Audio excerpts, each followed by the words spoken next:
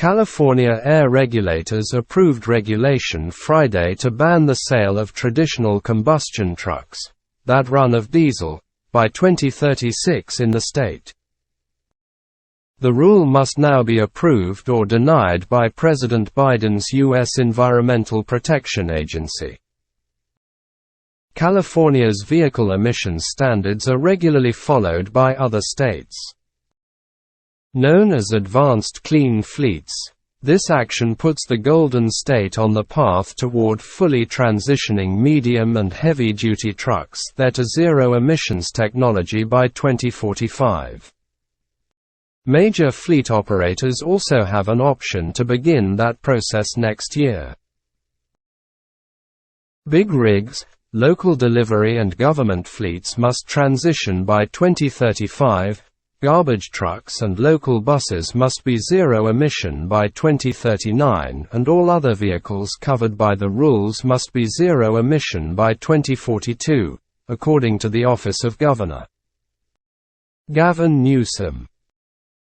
Companies would be required to disclose their use of big rigs by 2024. This adds to California's Advanced Clean Trucks rule, which was approved by the Biden administration in March. That rule requires manufacturers to accelerate sales of new zero-emissions heavy-duty trucks by 2035. The California Air Resources Board also okayed a first-in-the-country rule to limit train pollution.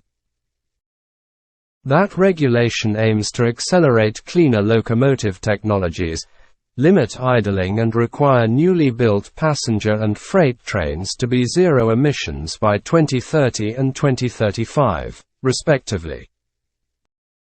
The two regulations work in tandem to drastically cut air pollution, especially in disadvantaged communities, and achieve Governor Newsom's bold vision for zero-emissions vehicles in California, the governor's office said in a release.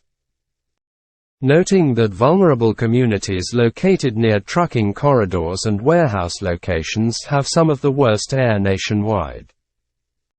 Of the top 10 most ozone-polluted cities in the U.S., 6 are in California, according to an American Lung Association's State of the Air report. The trucks rule is expected to generate $26.6 billion in health savings, and fleet owners will save an estimated $48 billion from the transition to cleaner vehicles. The reduced nitrogen oxide and diesel pollution from trains will reportedly bring an estimated $32 billion in health savings by preventing 3,200 premature deaths and 1,500 emergency room visits and hospitalizations. The future happens here first, and California is once again showing the world what real climate action looks like, Newsom said. Last year, our state approved one of the world's first regulations requiring all new car sales to be zero emissions. Now, with these actions requiring all new heavy-duty truck sales to be zero emission and tackling train pollution in our state, we're one step closer to achieving healthier neighborhoods and cleaner air for all Californians. California approved one of the world's first regulations last year requiring all of new car sales to be zero-emissions vehicles by 2035, including plug-in hybrid electric vehicles. The Biden administration hopes to have half of all new vehicle sales be electric by 2030.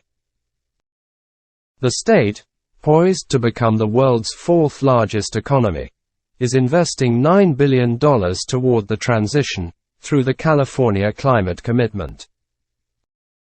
Some in the truck industry are concerned that the rule will increase prices for goods that are trucked, and the American Trucking Associations called the rule unrealistic. As it becomes clear that California's rhetoric is not being matched by technology, we hope the board will reverse course and allow trucking companies the freedom to choose the clean technologies that work best for their operations, the group said in a statement. It noted that emissions from trucks have already gone down drastically in recent decades. The Associated Press contributed to this report.